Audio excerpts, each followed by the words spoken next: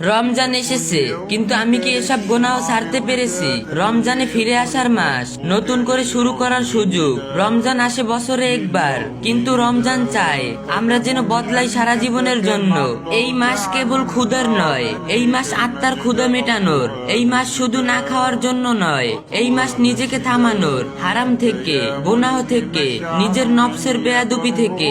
আল্লাহ বলেন, রোজা ফরজ করা হয়েছে যাতে তোমরা তাকওয়া অর্জন করতে পারো। তাকওয়া মানে নিখুঁত হওয়া নয়, তাকওয়া মানে পাপের দিকে হাত বাড়িয়ে নিজেকে থামিয়ে ফেলা।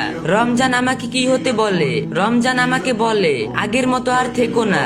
যে চোখে হারাম দেখতে, সে চোখ আজ লজ্জায় নত করো।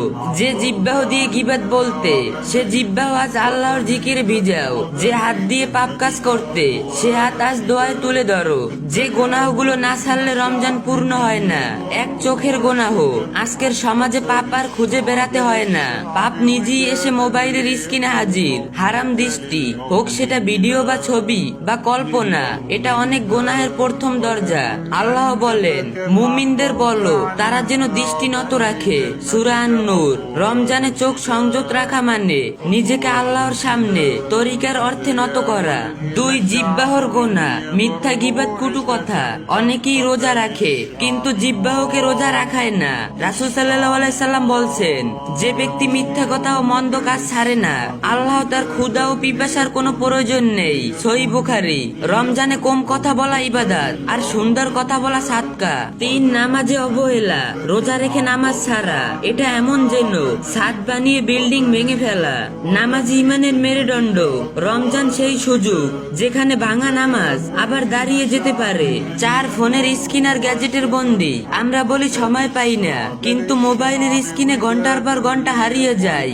রমজান এসেছে কোরআনের মাস হয়ে, আর আমরা ডুবে আছি রিলস আর স্ক্রলে।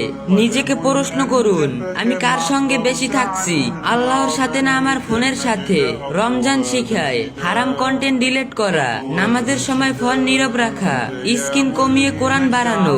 রমজান শুধু আমল বাড়ানোর মাস নয়, রমজান চরিত্র গড়া মাস। শেষে কিছু কথা বলি, এই রমজানটা যেন জীবনের মোড় ঘুরায়। রমজান চলে যাবে, কিন্তু প্রশ্ন থাকবে, রমজান আমাকে কি বানিয়ে গেল?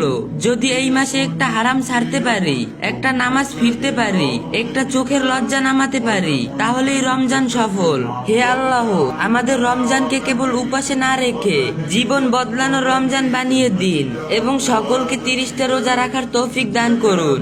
আমিন। আর ভিডিওটা ভালো লাগলে অন্যদেরকেও শেয়ার করে দেখার সুযোগ করে দিবেন।